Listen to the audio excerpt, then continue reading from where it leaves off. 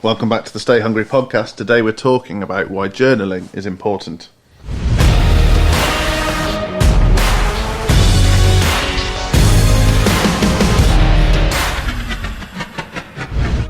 Andy, welcome back to the podcast. Awesome. A regular feature at the moment. Well, that's at least 2 I've done this year. Yeah. You with all your celebrity guests, and we have another big name announcement coming soon, so watch the space. Two or three, I think. Listen to the space. Yeah, tune in. Tune in. You don't have to tune in anymore, do you? Oh, so this Steve Martin comedy I'm watching now, Only Murders in the Building, it's all based around this True Life podcast. There's lots of talk about podcasts, and there's 2 older guys, who's basically Steve Martin and Martin Short, around 70. But the third one in the gang is Selena Gomez, who's obviously this I'm not sure, she's a millennial, probably younger than that. And so she keeps talking about pods dropping and all this stuff, and they just don't have a clue what she's on about. And just, it's beautifully written. Really, really good. I got a text last night from my nan saying, "Have you been on the radio?" Because she saw my Facebook post about 200 episodes of the podcast. Brilliant. Oh, brilliant. Bless her. Right. Come on then, Adrian Mole. Why are we talking about journaling? Well, I think if you'd have asked me 15 years ago if I'd journal every day, I'd have probably laughed. And I'll tell you why. So the only journal I'd ever seen up to that point, I knew what a diary was. Obviously everyone knows what a diary is. The only journal I'd ever seen to that point was in the film Cruel Intentions. I've never seen that. Okay, so Ryan Philippe plays... Is that a Frenchy one? It was a remake of a French film, yeah.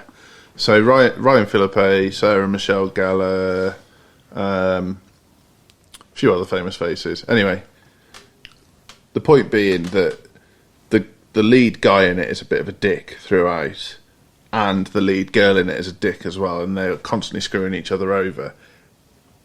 Towards the end of the film, he passes away, and... Spoiler alert. Well... Okay.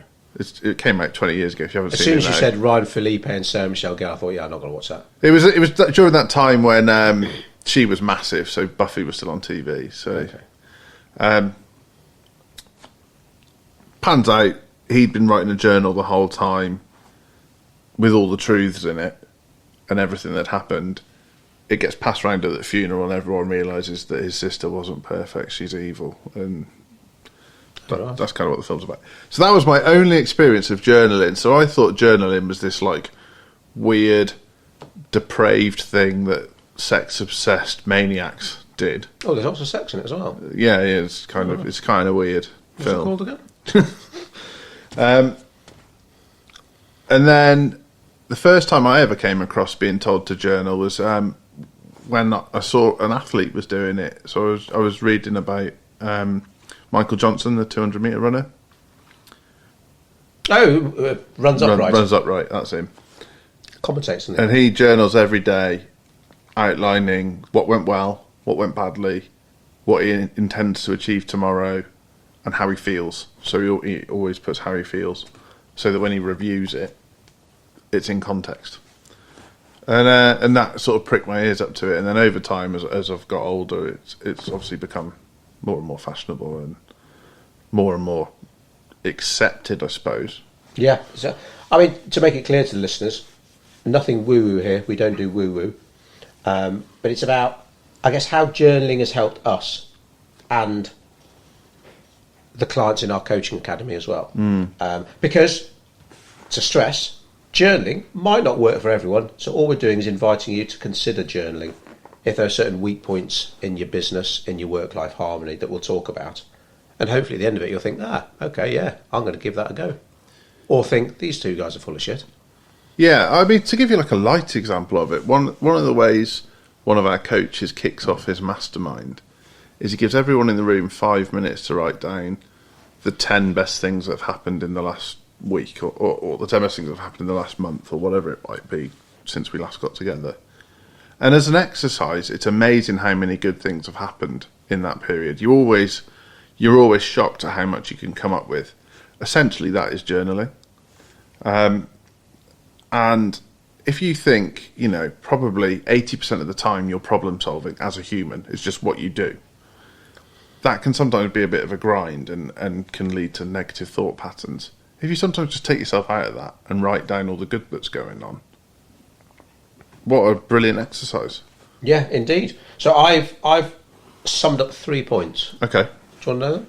Let's go with number 1, shall we? Number 1, what gets written down gets done. I probably nicked that from someone. Einstein. He said everything famous on the internet, didn't he? Fail to plan, plan to fail. Is that another Einstein one? Someone famous. I mean, it's basically, do you know where you're going? Sometimes we'll sit down with the new clients and we'll talk about their vision and their strategy.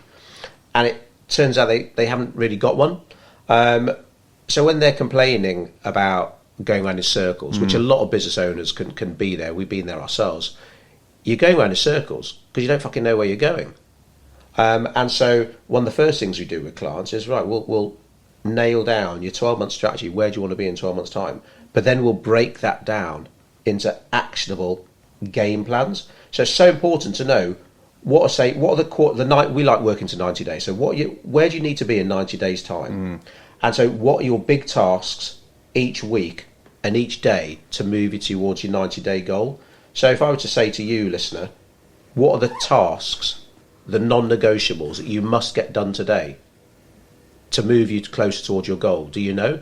And have you written them down so you know to cross them off and make sure they get done? And I'd probably say most people would be like, no, because I get caught up in the day-to-day grind and haven't actually worked on what I need to work on because they haven't got a plan. And some people, yes, they haven't got a plan, but they don't even know what their goal is.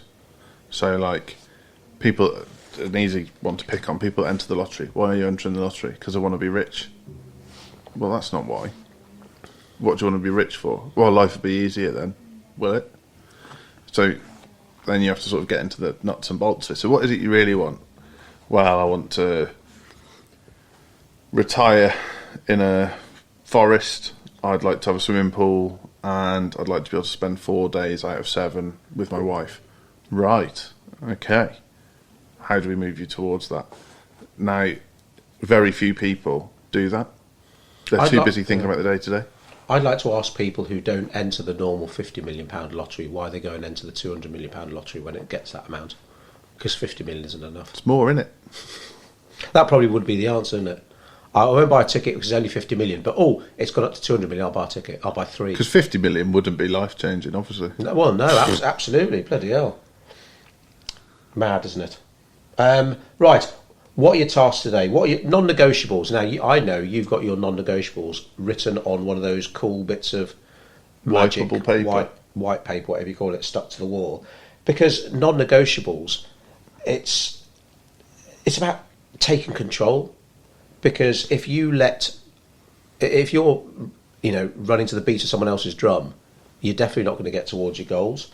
So a big part of journaling is writing down these tasks that you need to get done. Sit down in the morning, right, okay, what needs to happen today? Oh, like frogs, I suppose. Eat That Frog we talk about a lot. An awesome read if you haven't heard of it. What's his name? Brian Tracy. Brian Tracy. What are your frogs? If the worst thing you had to do today was eat a frog, when would you do it? And basically eat it first thing and get it over with. So what are the big non-negotiable tasks you can get on with first? Write them down to refer to obviously make you accountable to yourself and get that shit done. And just that alone could be worth journaling. Yeah, and I mean, for me as well, it's about cutting through the noise. Like, life every day is incredibly noisy for every person on the planet. There's distraction at every turn. You're being told, you put on BBC, you'll be told one thing. You switch to ITV, you'll be told the complete opposite, maybe. But it's just noise, constant noise. You go on social media, then someone rings, then the doorbell goes, then there's a notification comes through on Alexa. It's just constant. And to cut through that noise and get some order, journaling is a brilliant way to get you back towards your goal, back towards your priorities, which, until I journaled, if I'm entirely honest, I didn't know what my priorities were. Because I thought I knew, much like everybody thinks they know. So I thought I knew, right, well, I'd like to have financial freedom. That was one I repeated to myself quite a lot. I'd like to have financial freedom so that I don't have to worry about it anymore. And then it was like, I'd like to have a decent car. We should do a whole podcast about worrying. Yeah. That's a good idea. I'd like to have a decent car so that I don't have to go and get it serviced all the time. And I'd like to have an all right house. I never aspired to a mansion or anything. I'd like to have an all right house. Buggers to clean. That's what everyone I know with a big house. It's all they moan about. Cleaning or paying for cleaners. Yeah, I had to get the cleaning twice a week. Oh shit, that's terrible. Woe is me. Oh. But then it was like, actually, if I thought beyond that, so because I think most people think about life in terms of what it would be like if you could take the pain away, whether that's anxiety, worry, maybe physical pain. But very few people think beyond, like, the possibility thinking. They not many people actually sit there and go, well, what could I have? Like, what could I turn this into? And when you do that, it's such a powerful moment to be like, and so, Gary Vee said to me when I was in America, he said, life's not or, it's and. It's not like if you want a nice car, you can't have a nice house. It's and that's a very material way of looking at it, but it's not like if you want to travel the world and see other cultures, you can't also have an interest in politics. It's and when you realise that, the opportunities that present themselves to you are just mega. Nice, that's awesome. My second point, you've touched on it already. Important part of journaling is acknowledging your wins, because let's face it, we all have shit days. I'm sure even Gary Vee has shit days. A lot of people think that he's had a few shit days recently. So. They think that money's the answer to everything. But to look for the wins, like what you said about how your coaching sessions start, it could be something tiny. For some people, a win could be getting up when the alarm goes off rather than hitting snooze. So it's got to be a personal win for you. But when you've had a shit day, to sit down at the end and think, right, 3 wins. What about? And it could be getting up as soon as your alarm went off. It could be managing to go for a walk at lunch. But if you sit there, you will find 3 wins and write them down, because over time, the compound effect of that, it does encourage a more positive and grateful outlook. And on that point, You think gratitude is bollocks, got to be honest. On that exact point, one of my wins on Saturday was Andy completed the fan dance. Ah. So it wasn't a personal win, but I was delighted for you. Oh, that's very kind of you. And that's, until you sort of take time to think about it, you don't realise how much joy you can pull from not just your direct wins, but the indirect ones. So you completing the fan dance was great for me. I was thinking about you as well. I wish you were fucking doing the fan dance, not me. So yeah, I mean, again, like I said at the beginning, nothing woo-woo about this, and indeed, I was serious when I said I used to think gratitude was a load of bollocks. But sometimes when I keep going on about the day-to-day grind, and that's why journaling, at the beginning of the day or early to the start of your day is important, because it sets the playing field for that day.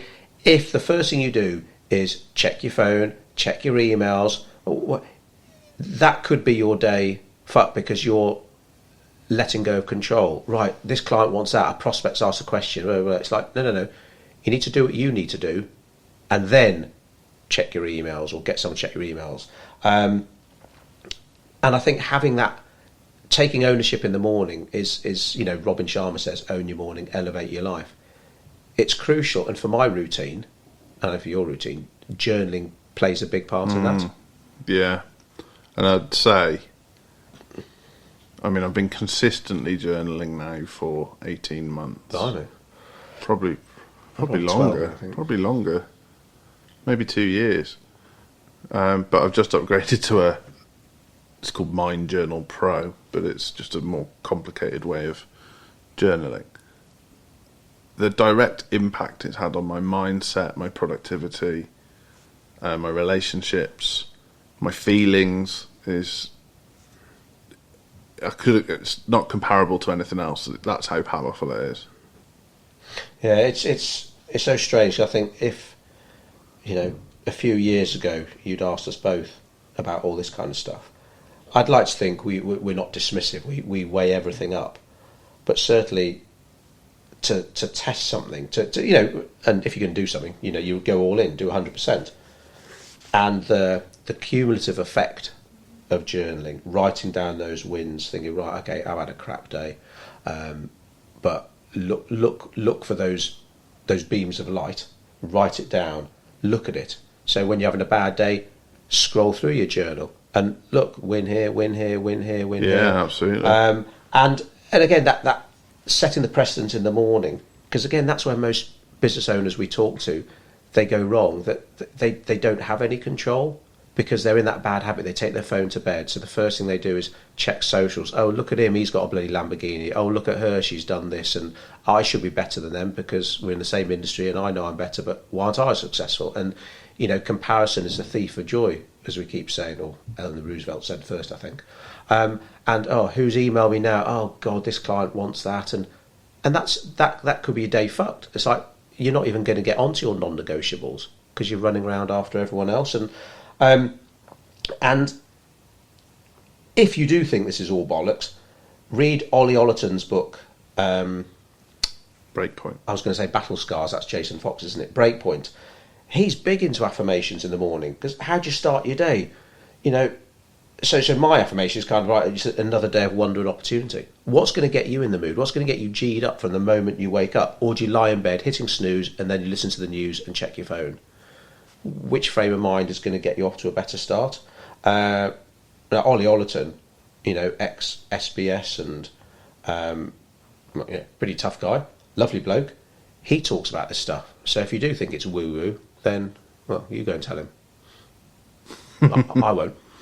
Yeah, I think, you won't find either of us outside with a pair of rods looking for ley lines. That's not what we're saying here. We're saying about a practical technique to bring order amongst the chaos. And it really does do that. It really, like in my journal, for example, you can write down your 3 achievements from the day before or your 3 intentions for the day ahead. Okay. And then obviously revert back the following day. But the difference that makes, when you know what your intentions are, it's very hard for someone to derail your day. Because ultimately, I just won't go home until I've done the things I intend to do. It's non-negotiable, like you say. And so someone rings up and says, oh, we're turning your internet off for 4 hours. But I've got a non-negotiable on my list. Right, well, I'm going to go somewhere and find some internet and get this done. Or rather than sitting there rearranging your paper clips. Yeah, exactly. I'm going to sit here and, we might as well tidy the office then because we haven't got the internet. No, I've got something on my list that has to happen, so I'm going to make it happen. And another thing in my journal, which isn't in everybody's, but it asks you to write down what mood you're in. So it gives you a list of ones to tick. Are you feeling angry, happy, motivated, excited, tired? But the brilliant thing is, when you go back to the day before and you're like, oh, I really struggled to sort such and such out, it was a real ball ache. And then you look at what mood you were in. I was angry, irritable and tired. It's like, well, no wonder I couldn't sort it out. That's good. And then the following day, I was feeling positive and enthusiastic and motivated. Oh, suddenly all the tasks feel easy. No shit. Bloody hell, that's cool. That's which brings us on to point number 3, which is about that discipline, the discipline of doing it. And I mean, journaling is it's like getting out of your comfort zone. You've got to do it regularly, and for journaling, I mean daily, because you push yourself out of your comfort zone. That's how you grow. But if you do it once a year, probably not enough. And obviously, that's where some business owners struggle. But getting out of your comfort zone could just mean a little bit. It doesn't mean fucking go balls out. I'll tell you what got me out of my comfort zone with my journal. Oh, go on. Was when this pro version showed up, and for every day there was 5 pages. Shit. Bloody hell. No wonder you don't come to work till midday. I don't think I've got past 2 yet, but blimey. I know. So, I mean, forcing you to sit down and write, well, it makes you think. Now, you already touched upon that, didn't you? The importance of, in today's noisy world, being able to sit down amongst all the shit. What I love is when Andy rubs his paper against his microphone. All the noise and clutter. The question is, who dictates your day? And I think most people would realise it ain't them. And what's nosy now? What's your morning routine? So I'm up and out of bed between 5:30 and 6 most days. 2 hours after Nathan.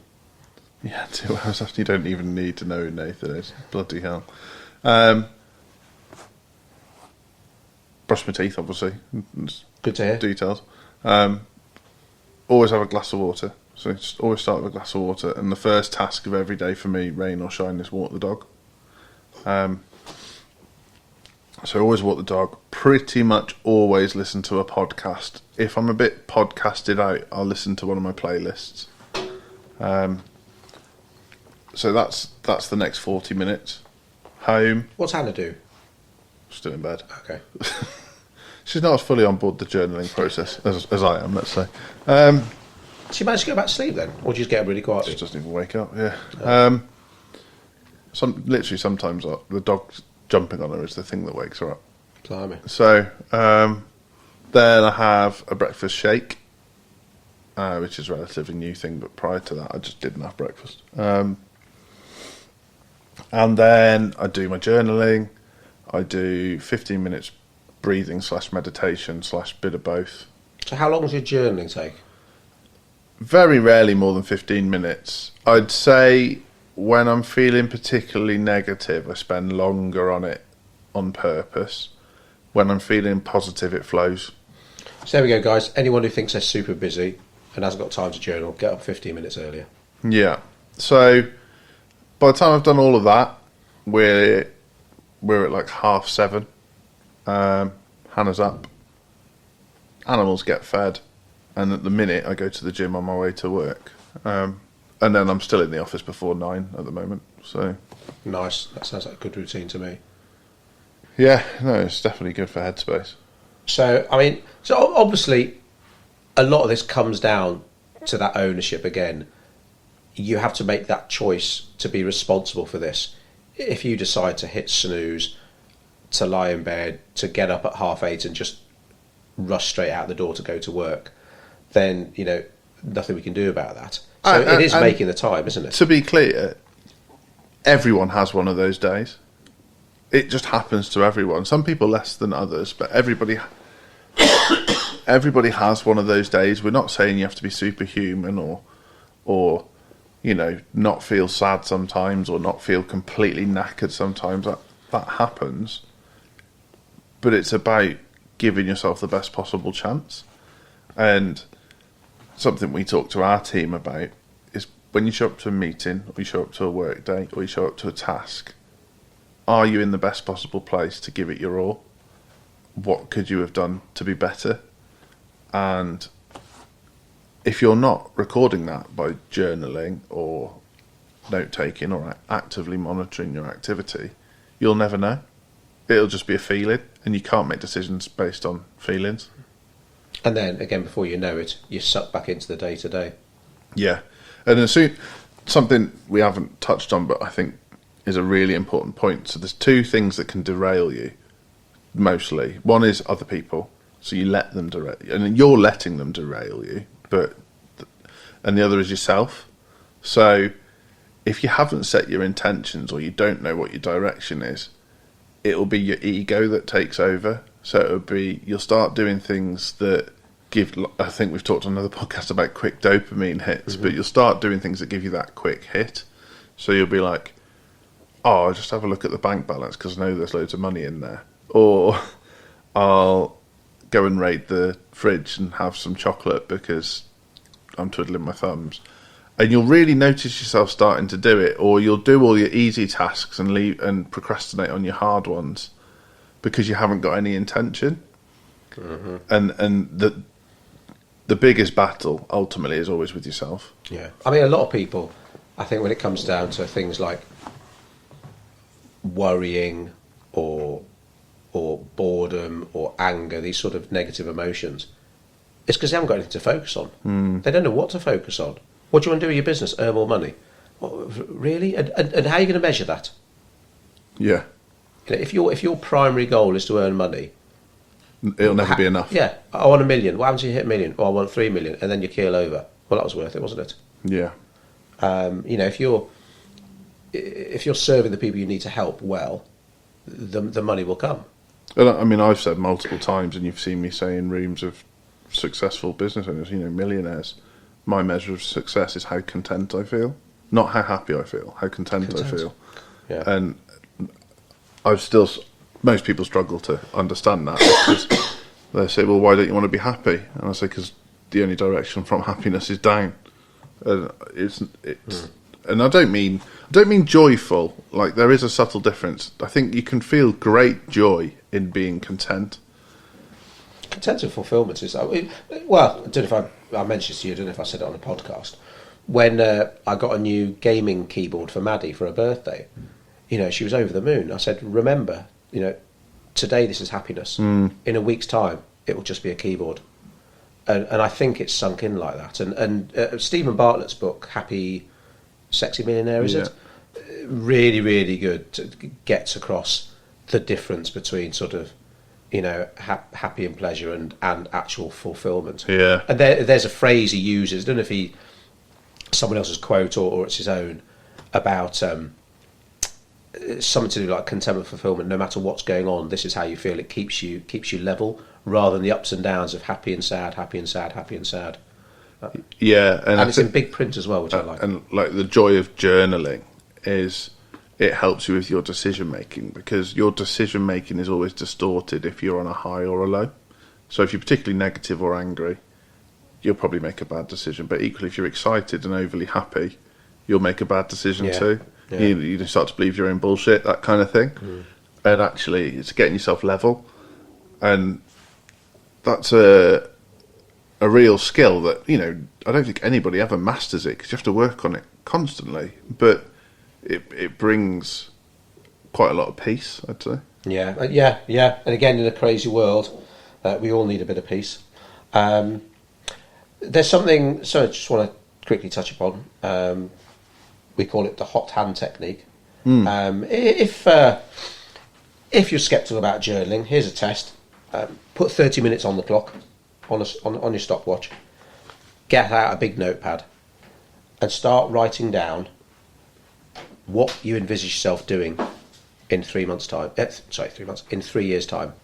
And the only condition is your pen cannot leave the paper. You have to write solidly for 30 minutes. All joined up. Even if it's like, I don't know what to write at the moment, you've got to carry on writing.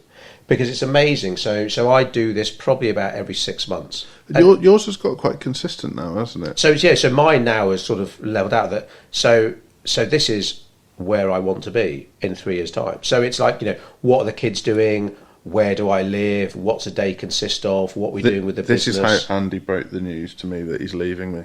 Was the hot pen technique. Oh yeah, well, get my house in Marbella. No, it's not Devon, I think. And that's just the power of writing, and it's almost like it taps into your subconscious.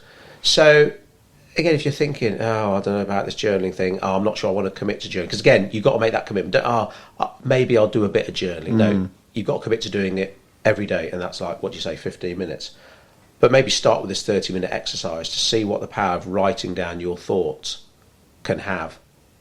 And it's amazing to look back and think, wow, that's actually what I really want. I thought it was X, but it actually turns out it's Y. And then maybe in 6 months' time, do the hot hand technique again and see what it comes up with. But I've got to realise, I really thought this would be a waste of time. But when I did it, and for a start, it really hurts your wrist, because writing for 30 minutes, I mean, fucking hell, I haven't done that since I was at school. But it's amazing what it shows you. And so that might be a good way to kickstart your journaling. And it's really interesting for you and I. There's both of us have done this task, and there's nothing material on the. There's not. It's surprising how little material stuff comes out of your pen. I mean, you just had like 2 Porsches and a Ferrari. Brilliant, yeah, brilliant, nice one. A rusty old bicycle. Yeah, it's funny because one of my favourite reads is still Felix Dennis's How to Get Rich, and basically the whole book is about you don't want to be super rich because of all the baggage it comes with. You don't want to be like crying on your bicycle either, but he was at his happiest, or his most contented when he was like writing poetry and doing his oil painting. And a lot of people say, "Oh, all right for him to say he's a multimillionaire. All right for Stephen Bartlett to say, being rich isn't all it's cracked up to be because he is really rich." Well, you got to be fucking really poor and really rich to know the difference. If you're not really rich, how can you comment about what it's like to be really rich? You've got to know both sides of. Yeah, I think Gary Vee said a variation on that the other day. He said, "I'd rather be happy on a bicycle than crying in a Porsche," and I thought that's a really powerful way of putting it, because what he's saying is that he wants to be fulfilled first, and obviously he does know what he's from Eastern Europe, and then he knows what it's like to be poor and to be financially wealthy, and he knows what it's like to be wealthy and sad and wealthy and happy. It's interesting. Yeah, it's weird, all that shit your parents used to tell you about money won't buy you happiness and all this stuff. It's like turns out, like most things, your parents are right about. It's like 3,000 years worth of knowledge passed down through the generations, and we're all going, "Oh yeah, whatever." Yeah, I know. It's something I have a daily conversation with my daughters about. But money obviously does buy you freedom. It buys you choices, and what you do with that, the experiences you have, the people you help. I was going to say that the wealthy people we know, the best thing they buy is time.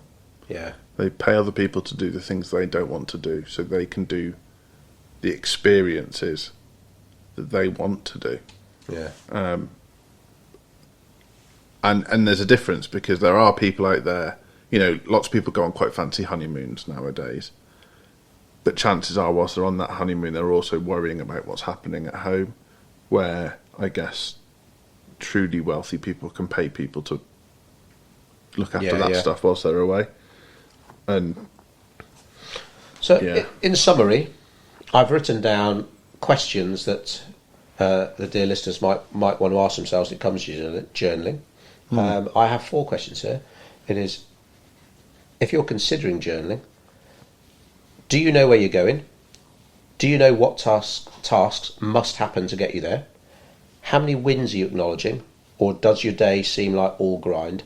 And then, who's in control of your day? And if that's making you think, then journaling could be just a ticket. But our Stay Hungry journal, do you know this, Joel? It's free in our 90-day coaching program. Visit andyandjoel.com to find out all the details. Awesome. Are we done? Anything else to add? Over and out.